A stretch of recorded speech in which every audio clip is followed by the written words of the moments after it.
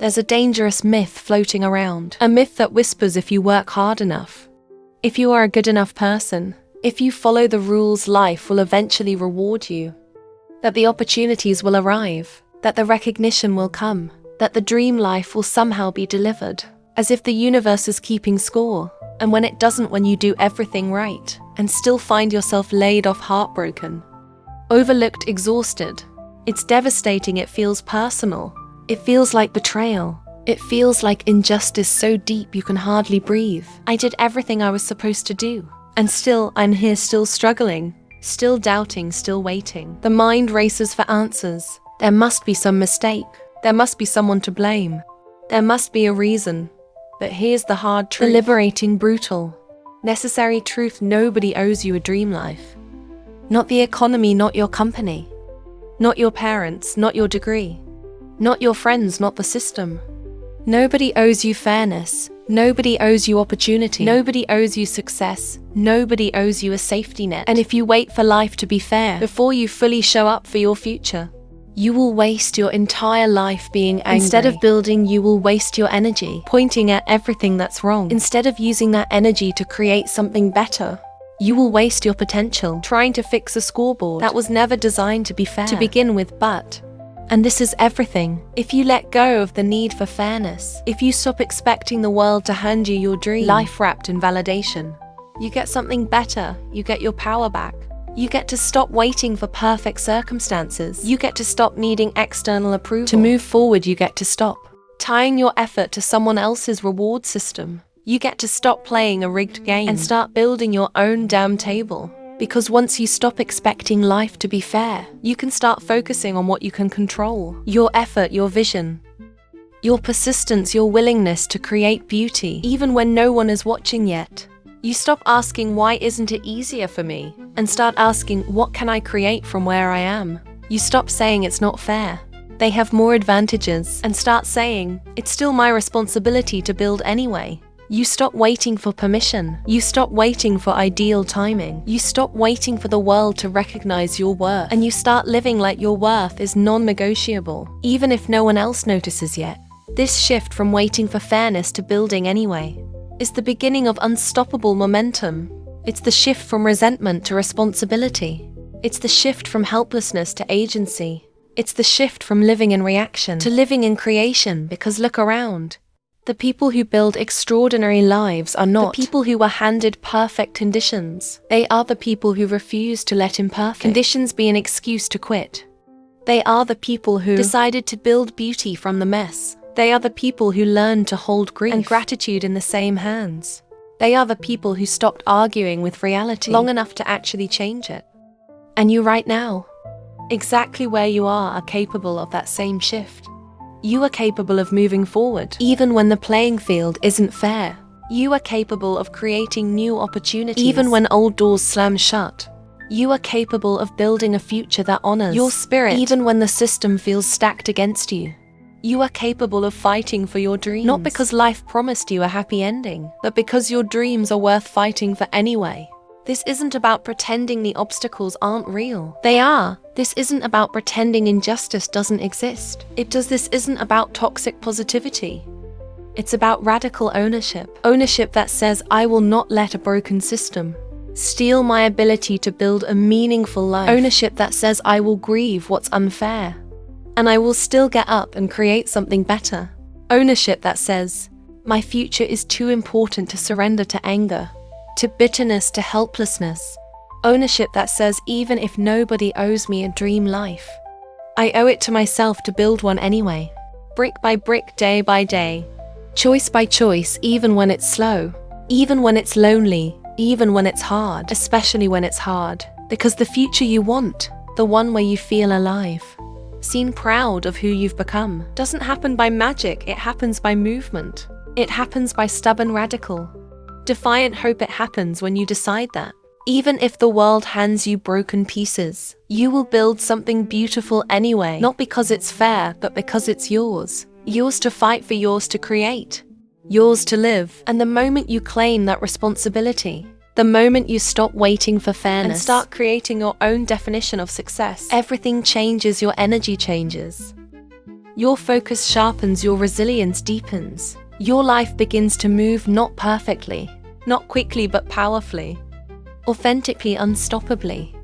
Because you are no longer negotiating with life. You are no longer bargaining for easier conditions. You are building fiercely, faithfully, fully. You are becoming the kind of person who doesn't just hope for a dream life. You become the kind of person who builds it. Breath by breath, choice by choice. No matter what, and that is the kind of power that nobody can take away from you once you let go of the fantasy. That life will someday hand you your dream. Without struggle, without setbacks. Without unfairness, you step into the raw, honest work of real creation. You stop being a passenger. You stop being a victim of circumstances. You stop outsourcing your hope to luck, to timing, to validation, from a system that was never designed to prioritize your dreams. You become the builder, the architect, the author of your own story. And building a life you love, building a life that fits your soul, is not about force. It's about fear's faithful creation.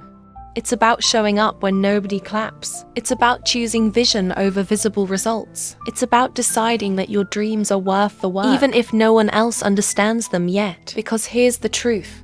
The dream life you want is waiting for you. Not when the world gets easier, but when you get braver. Not when conditions are perfect, but when you decide to start building in the middle of imperfection. Not when everyone believes in you, but when you believe in yourself enough to move forward anyway. And that decision, that quiet, daily decision to choose creation over complaint, movement over stagnation, hope over bitterness, that's everything. That's how people build lives that look impossible from the outside, but were created one unseen, relentless, courageous step at a time.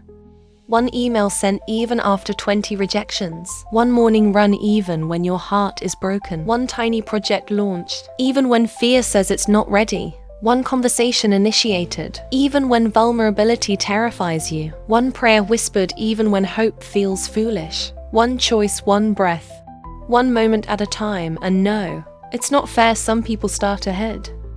Some people get handed opportunities you have to fight for. Some people get doors open for them that you have to build from scratch. But fairness was never the point. The point is, what will you do with what you have? What will you create with the tools you do have, the gifts you do carry, the resilience you have earned through every scar? What will you build, not because it's easy, but because it's yours to build? That is your power. That is your responsibility. That is your freedom, because nobody, not the market, not the economy, not your boss, not your past, can decide your life for you unless you let them, unless you hand them your pen. You surrender your agency unless you convince yourself that you are powerless. When you are not powerless. You are not helpless. You are not waiting for permission. You are the only one who can build your dream life. And you don't have to build it all at once. You don't have to have every answer. You don't have to have every resource. You just have to start messy. Start small, start scared. Start with whatever is in your hands right now. Build the next inch, write the next paragraph. Send the next email, make the next call. Take the next brave, trembling step. Because every tiny unseen action compounds. Every tiny act of creation stacks up. Every small risk taken in faith instead of fear builds a future that fear alone could never touch. And slowly, almost imperceptibly at first, the world begins to shift. Not because it became fairer, but because you became stronger. Because you refused to let bitterness harden you. Because you refused to let setbacks shrink you. Because you refused to believe that the dream had to look perfect in order to be real. Because you decided that messy, imperfect, real progress was better than perfect, polished, imaginary waiting. And that decision, made again and again, day after day, rewires your life. It changes your identity. It transforms you from someone who hopes good things happen into someone who creates good things, one stubborn, holy breath at a time. You are not waiting for your dream life. You are not hoping to stumble across it. You are building it. You are showing up for it. You are shaping it with every choice. To love, to create, to move, to risk. You are becoming it, and yes, it will cost you. It will cost you your excuses. It will cost you your illusions of fairness. It will cost you the comfort of waiting rooms. It will cost you the safety of inaction. It will cost you the fantasy that someone else will build it for you. That what you gain will be worth everything you lose. You will gain pride, deep, real pride in the life you built with your own hands. your own heart, your own breath, you will gain peace, the peace that comes from knowing. You didn't let fear have the final word. You will gain freedom, the freedom of knowing. You no longer need anyone's permission to create a life that feels like home. And you will gain yourself the truest, bravest, fullest version of you. The one who chose building over waiting, becoming over blaming, hope over resignation. So today, not someday. Not when it's easier, not when someone notices. That today, pick up your own life with your own two hands. Begin, build. Bless your mess, move forward without apology. Create the next brick of the life you are still brave enough to want. Nobody owes you a dream life, but you owe it to yourself to build it anyway. And you are more than capable. You are ready even now. Especially now your future is not built by fairness. It is built by faith. Faith in your ability to keep showing up. Faith in your right to create beauty, meaning legacy from whatever you've been handed.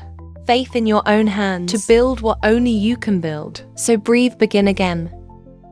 Always again, your life is waiting, not to be handed to you, to be claimed, to be created, to be lived fully, fiercely, beautifully by you.